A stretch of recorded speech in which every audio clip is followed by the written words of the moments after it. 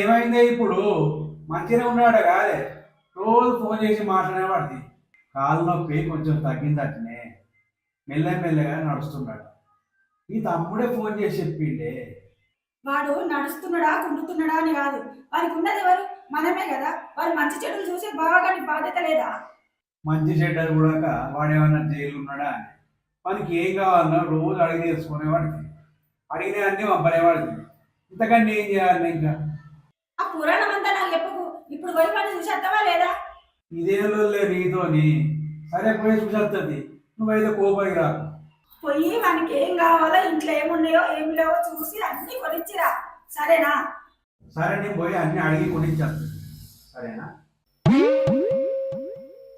కానీ ఖాళీ రోడేమో కానీ నా సంపాదన అంతా మేపడానికే సరిపోతుంది.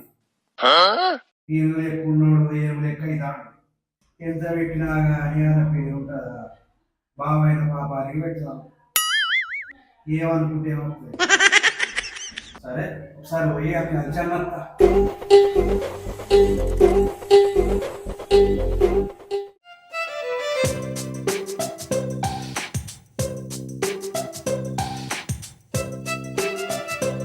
ఏమైంది ఫోన్ మాట్లాడకుండా తొందర చెప్తాను ఎందుకంట మెల్లగా చేవేస్తే అయిపోయాయి మ్యాటర్ మొత్తం బయటకు వస్తుంది. అబ్బా చెప్తే అర్థం కదా బాబు. మా ఆయన 3-4 గంటల వరకు రాడు. నువ్వేం భయపడకు, మనకు మళ్ళీ మళ్ళీ ఛాయిస్ రాదు. 10 నిమిషాల్లో తొందరరా. రమేష్ అన్న వైపు ఫ్లవర్ రమ్మంటుంది. ఈ కథ ఏందో ఈరోజు చూడాలి మరి. ఎందుకు భయపడతానా బాబు? నేనే ధైర్యంగా ఇంటికి రమ్మంటాను కదా. నాకు లేని భయం నీకెందుకు చెప్పు. మొన్న బర్త్డే కొన్న షర్ట్ వేసుకొని రా. ఈమెనే పాడుగా అది ఏకంగా పట్టపగలే లవర్ ఇంటికి రమ్మంటుంది. దీని మాటలు వింటే భయంతో నాకే అన్ని ఫీలింగ్ రాస్తాయి. అంతా నేను చూసుకుంటా కానీ 10 నిమిషాలు నువ్వు ఇక్కడ ఉండాలి. జల్దిరా. అబ్బా అంతా ఆమెనే చూసుకుంటుందట. 15 నిమిషాల రమ్మంటుంది. నీ అవ్వ నా లవర్ ఉంది దొంగముండ దున్నపోతు లెక్క తినుడు తప్ప ఓ ముద్దు లేదు ఓ ములిపని లేదు. ఈమె లెక్క ఎప్పుడైనా ఎంకరేజ్ చేసే మాటలు మాట్లాడిందా? నా టైం 15 నిమిషాల్లో వచ్చి ఆ లవర్ గాడు కూడా దొరకబట్టాలి.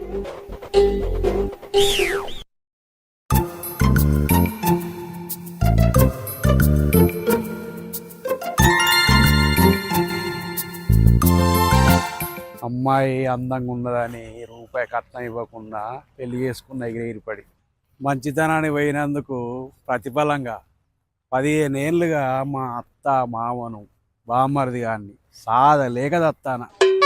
చీ దీనమ్మ జీవితం.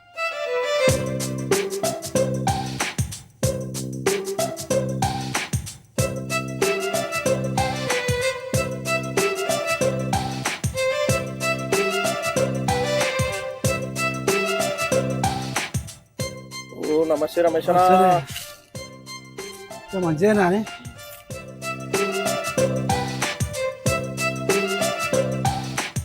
ఏమైంది రమేష్ అన్న?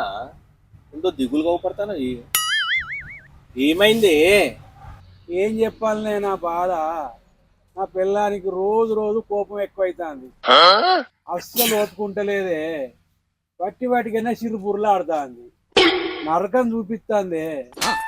కాదు రమేష్ అన్న, మొన్న నేను నా మాజీ లవ్వర్ పేరు నా భార్యకు పెట్టినందుకు ఫుల్ సంతోషపడుతుంది. రోజు స్వర్గం చూపెడుతుంది నాకు అని అంటే 2 రోజులు కూడా కాలేదన్న.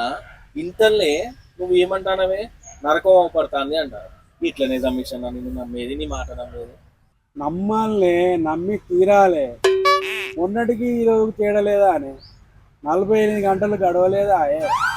ఓహో, అయితే 48 గంటలు గడిచిందంటావు. అయితే ఏంది, ఏమైనా ప్రళయం వచ్చిందా ఏంది మొత్తం మీ వాడల? అవునే, ప్రళయం వచ్చింది.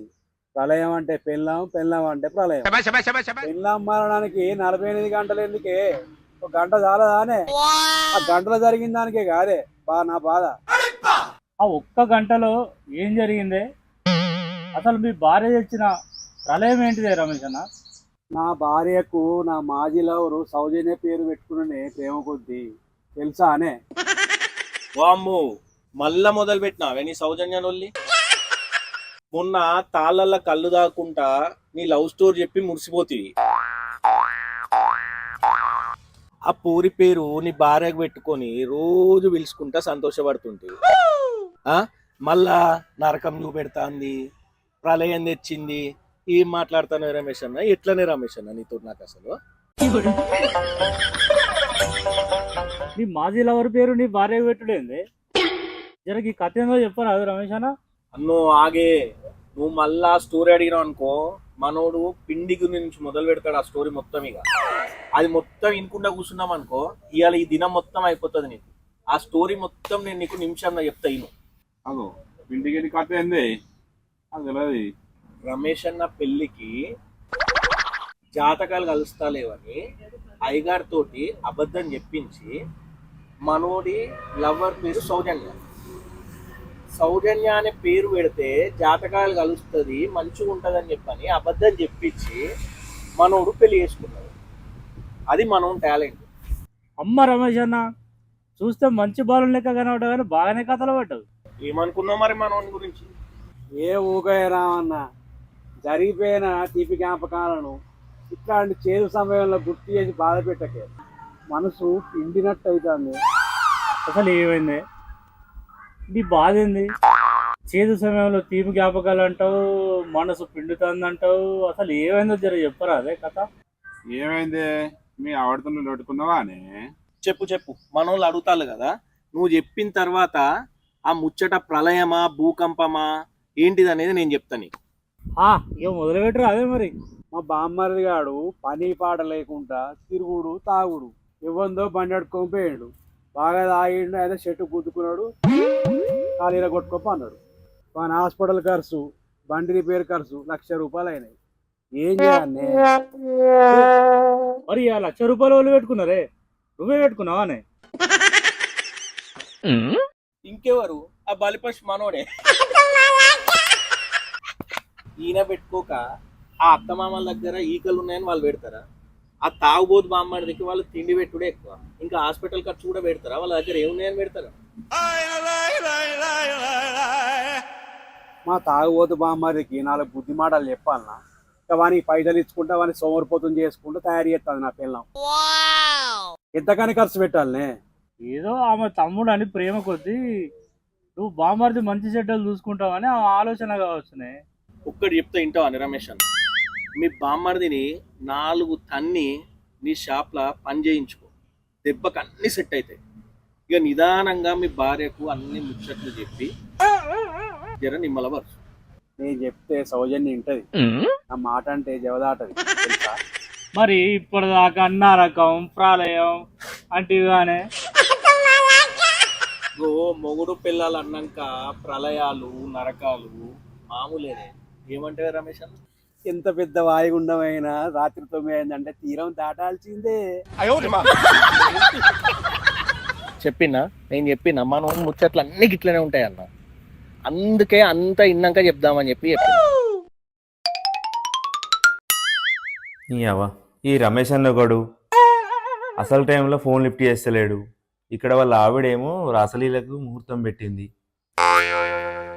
చాటుగా ఈమెనేమో ఈమెతోనో ప్రేమాయణ నడిపిస్తుంటే ఈయననేమో సొయ్యి లేకుండా బజార్ల పంట తిరుగుతుండు.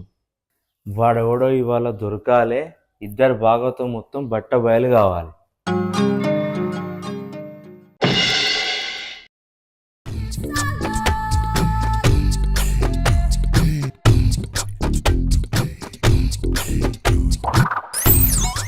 అబ్బా, నీకెప్పుడు భయమే. దొంగచాటుగా రావడానికి ఉత్స పోసుకుంటావు. ఎవరు లేరు. ఈమె కంట్లో పట్టరా అయ్యా, నన్ను చూసినట్టే ఉంది. అమ్మయ్యా, నన్ను చూడలేదురా నాయన.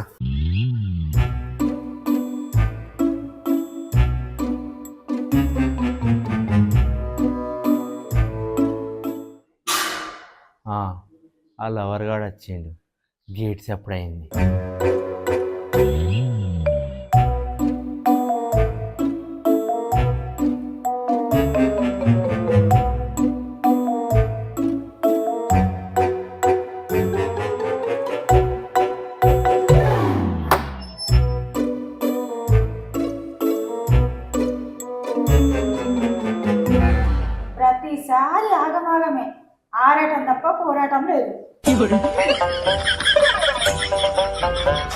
ఈ ఆరాట వీరుడు ఎవడో గాని మన బ్యాచ్ లెక్కనే ఉన్నాడు.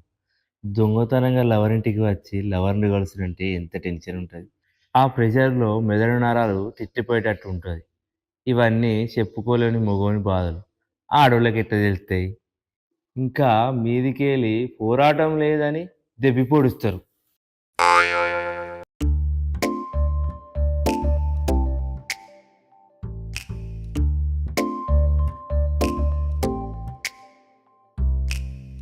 అమ్మ గంట గడిచింది, ఇంకేదో సప్పుడు అవుతుందిగా.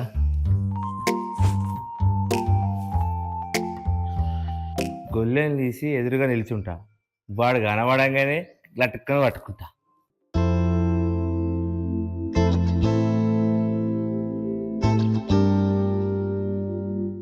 ఈడేంది మా డోరు ముంగడేమో చేస్తాడు.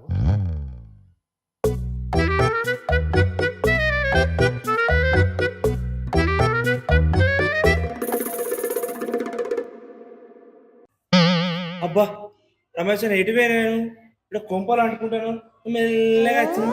ఏం కొంపలు ఆడుకుంటున్నాయి బాలు? నీ కొంపే లోపల అంటుకుంటాను. ఏం మాట్లాడుతున్నావు బాలు? అసలు మా డోర్ దగ్గర ఎందుకున్నావు? ఇక్కడ ఏం చేస్తున్నావు? అసలు మీ ఆవిడకు లవర్ ఉన్న విషయం నీకు తెలుసా? వాడు ఇప్పుడు ఇంట్లో ఉన్నాడు, అందుకే గొల్లెం పెట్టాను. అయ్యో బాలు, నేను చెప్పేది విను. మీ ఆవిడ ఇంట్లో లవర్గా ఉన్నదంటే నువ్వు ఇంత కూల్గా ఉన్నవేందన్నా?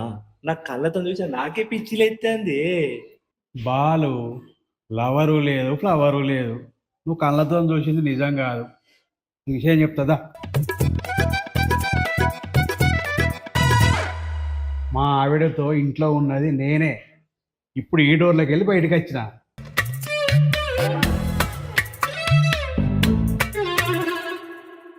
బాలు, మా ఆవిడకు లవ్ మ్యారేజ్ చేసుకోవాలని కోరిక ఉండే, అది తీరలేదు. కనీసం అప్పుడప్పుడు లవర్ ఉన్నాడన్న కోరిక తీర్చడం కోసం అన్న నేను లవర్ పాత్ర పోషిస్తున్నా. నమ్ముతలేవు కదా? ఎట్లా నమ్మాలన్నా?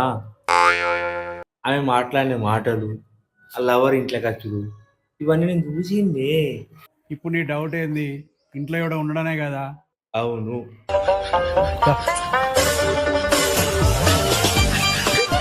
మా ఆవిడ లవర్తో మాట్లాడిన మాటలన్నీ నాతోనేనే. ఈ డోర్లోకి వెళ్ళి పోయి ఈ డోర్లోకి వెళ్ళి వస్తా. ఓకేనా? చూడు.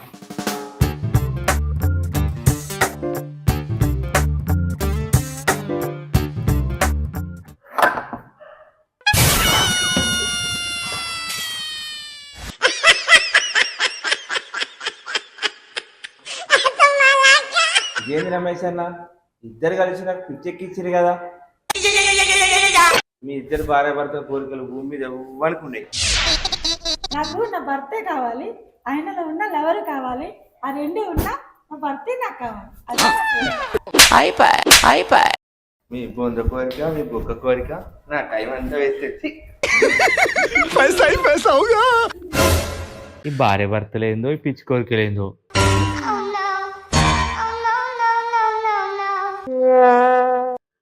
వాళ్ళు నీ అనుమానం తీరిందా?